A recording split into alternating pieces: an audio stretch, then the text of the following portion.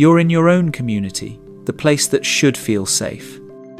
But suddenly, a comment slices through the air, a joke at your expense. You laugh nervously, pretending it doesn't sting. Around you, eyes shift, some amused, others uncomfortable, yet no one speaks up. And in that silence, you feel smaller, weaker, invisible. Disrespect, it's more than words. It's a subtle theft of dignity, a reminder of power, control, and silence. And the question is, why does it happen to some people more than others? What makes someone a target? Why do some people command respect wherever they go, while others are overlooked, dismissed, or ridiculed? And most importantly, how do you make sure it never happens to you? In this video, we'll uncover the psychology of respect, why people cross boundaries, how to stop it in its tracks, and the exact steps to build an unshakable presence that demands recognition without saying a word. This is not just about being liked, it's about being respected.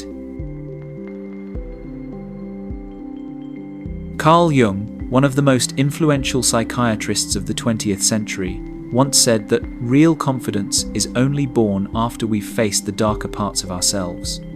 In other words, true self-respect doesn't come from pretending to be strong, but from confronting our fears and standing firm when others try to diminish us.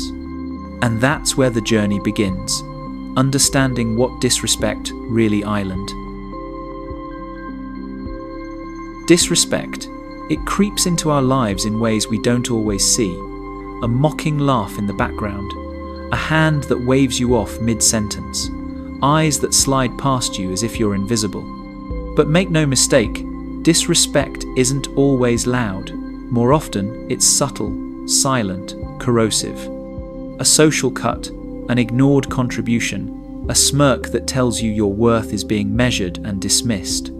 Psychologists tell us that disrespect is a signal, a message that someone sees you as lower, smaller, unworthy of the dignity every human being deserves. It's not just about what they say, it's about how they treat you, the status they assign you in their eyes. But here's the twist. Whether it wounds you deeply or barely touches you, often depends not on them, but on you. Why does disrespect cut some people to the bone while others stand unshaken? The answer lies within. Many of us carry hidden scars, old wounds, buried doubts, unresolved insecurities. And when disrespect strikes, it doesn't just touch the present, it rips open the past. If you don't respect yourself, every slight feels like a blade.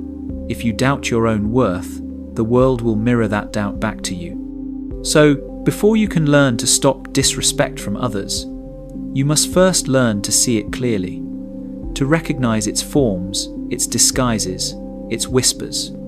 Only then can you prepare for the fight, not against them, but against the weakness within. Because the truth is simple, if you cannot name disrespect, you cannot defeat it.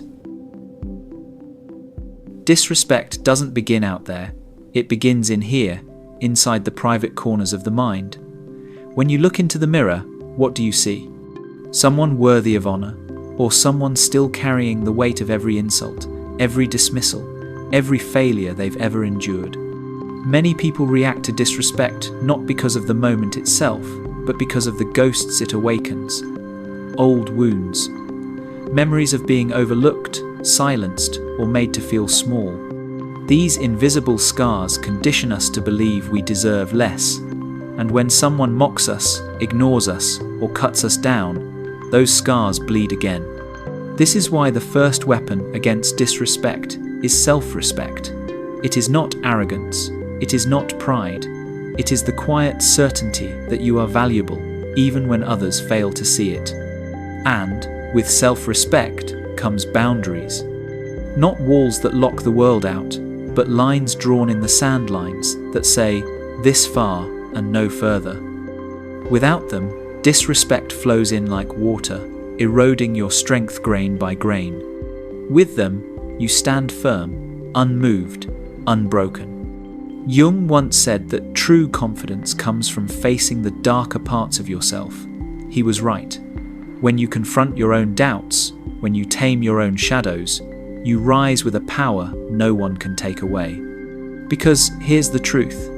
The moment you learn to respect yourself, you strip disrespect of its sharpest weapon, your fear of not being enough. And so the journey begins within. Master yourself, build your boundaries.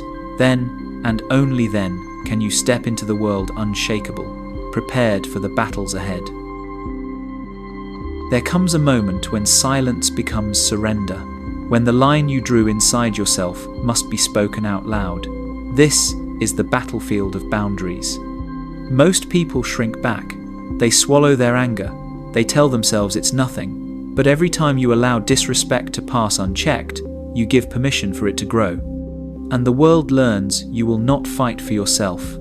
The solution is not rage. It is not violence. It is assertiveness. The power to name the offense without trembling, to say with calm, steady resolve, that is not acceptable. Psychologists call this naming the behavior. You don't need to humiliate or shout. You don't need to create a scene. You only need to make it clear you saw the disrespect and you will not allow it. There is strategy in the timing. Sometimes you confront in the moment, swift and sharp like a blade. Other times you wait, pulling someone aside later, where your words cut deeper in the silence of a private reckoning. Both methods carry weight if delivered with composure. Remember this: anger loses power when it controls you. But calm assertiveness?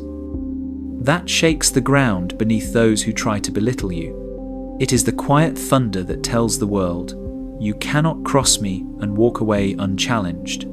So speak. Draw the line, not just within, but without. Confront disrespect, not with fury, but with firmness, because if you do not defend your boundaries, no one else will. Respect is not only in what you say, it is in how you exist.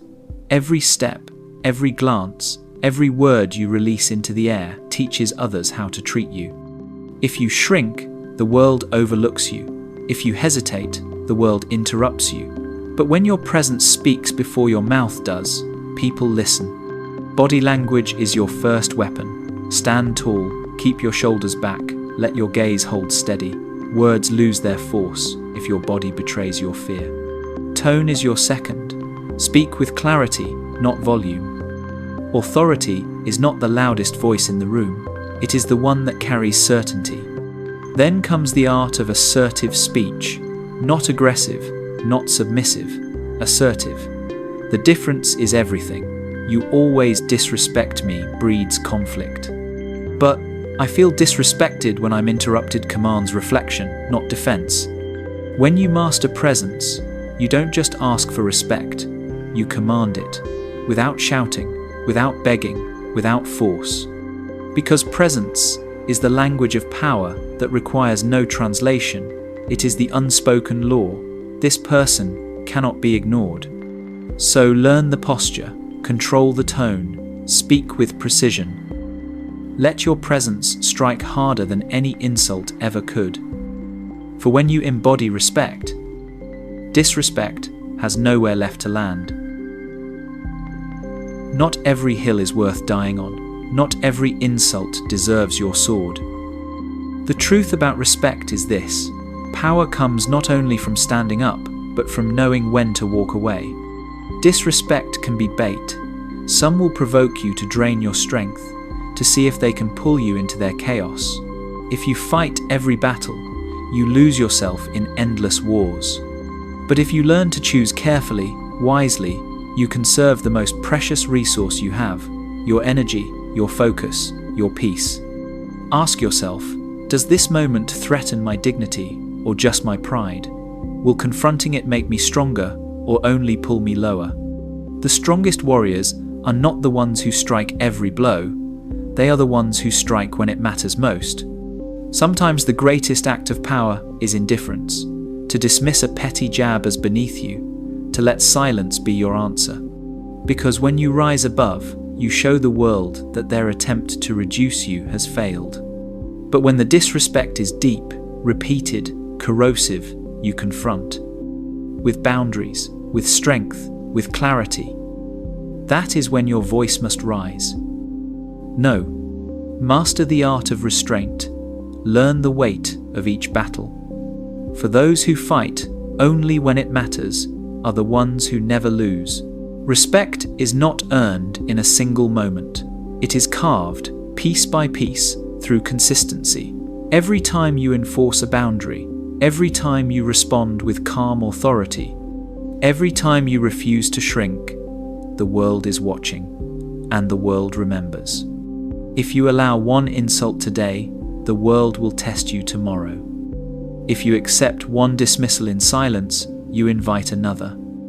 Disrespect thrives where inconsistency lives. But when your response is steady, predictable, firm, unshaken, people learn quickly. This person cannot be toyed with.